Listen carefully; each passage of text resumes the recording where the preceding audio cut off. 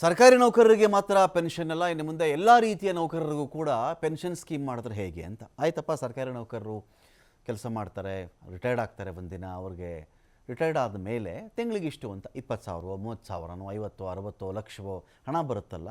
ಅದೇ ರೀತಿಯಲ್ಲಿ ಬೇರೆಯವರು ಸರ್ಕಾರಿ ಕೆಲಸದಲ್ಲಿ ಇಲ್ಲದೆ ಇರ್ತಕ್ಕಂಥವ್ರು, ಅವ್ರಿಗೂ ಒಂದಿನ ರಿಟೈರ್ಮೆಂಟ್ ಅಂತ ಇರುತ್ತಲ್ಲ, ಒಂದಿನ ಕೆಲಸ ಇಲ್ದಂತ ಆಗ್ತಾರೆ, ಅಥವಾ ಒಂದು 60 ವರ್ಷ ಆಗುತ್ತೆ, ಅವ್ರಿಗೆ 58 ಆಗುತ್ತೆ, ಆಮೇಲೆ ಏನು ಕಥೆ ಅಂತ ಬಂದಾಗ ಅಂತಹವರಿಗೂ ಪೆನ್ಷನ್ ಯೋಜನೆ ಜಾರಿ ಮಾಡಬೇಕು ಅಂಥೇಳಿ ಕೇಂದ್ರ ಒಂದು ಕಡೆ ಇಲ್ಲಿ ಯೋಚನೆ ಮಾಡ್ತಾ ಇದೆ. ಇಲ್ಲಿ ಅಂತಹವ್ರಿಗೂ ಕೂಡ ಅಸಂಘಟಿತ ವಲಯ, ಅನ್ಆರ್ಗನೈಸ್ಡ್ ಸೆಕ್ಟರ್ನ ಎಂಪ್ಲಾಯೀಸ್ಗೆ, ಅಸಂಘಟಿತ ವಲಯದ ಕಾರ್ಮಿಕರಿಗೂ ಕೂಡ ಇನ್ನು ಮುಂದೆ ಪೆನ್ಷನ್ ಸಿಗುವಂತಾದರೆ ಹೇಗೆ ಅಂಥೇಳಿ ಇದೀಗ ಕಾರ್ಮಿಕ ಸಚಿವಾಲಯ ಯೋಚನೆ ಮಾಡ್ತಾ ಇದೆ. ಮಹತ್ವದ ಒಂದು ಹೆಜ್ಜೆ ಆಗುತ್ತೆ ಇದು.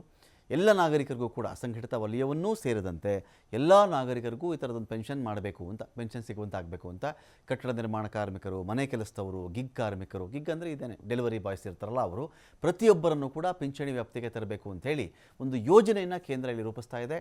ಸಾರ್ವತ್ರಿಕ ಪಿಂಚಣಿ ಯೋಜನೆಯನ್ನು ತರಬೇಕು ಅಂಥೇಳಿ ಇಲ್ಲಿ ಪ್ಲಾನ್ ಒಂದು ಕಡೆ ನಡೀತಾ ಇದೆ. ದೇಶದ ಅರ್ಧದಷ್ಟು ಜನರಿಗೆ ಇದರಿಂದ ಅನುಕೂಲವಾಗುತ್ತೆ. ಕೆಲವರು ಏನು ಮಾಡ್ತಾರೆ, ಕೆಲವು ಸ್ಕೀಮ್ಗಳೇ ಇವೆ. ಈಗ ಏನಾಗುತ್ತೆ, ನಿಮಗೆ ನಾವೆಲ್ಲ ಪ್ರೈವೇಟ್ ವರ್ಕರ್ ಅಂತ ಅಂದ್ಕೊಳ್ಳೋಣ.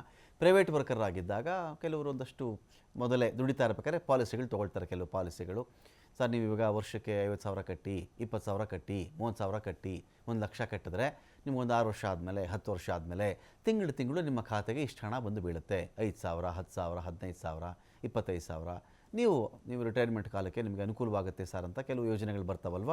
ಆ ರೀತಿ ಕೆಲವರು ಮಾಡ್ಕೊಂಡಿದ್ದಾರೆ.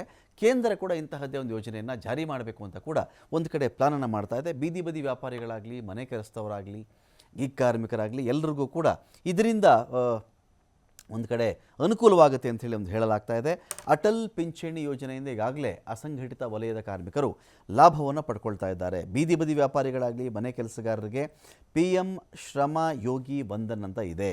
ರೈತರು PM ಕಿಸಾನ್ ಮನ್ಧನ್ ಯೋಜನೆ ಅಡಿಯಲ್ಲಿ 60 ವರ್ಷದ ನಂತರ 3,000 ರೂಪಾಯಿ ಪಡಿತಾ ಇದ್ದಾರೆ.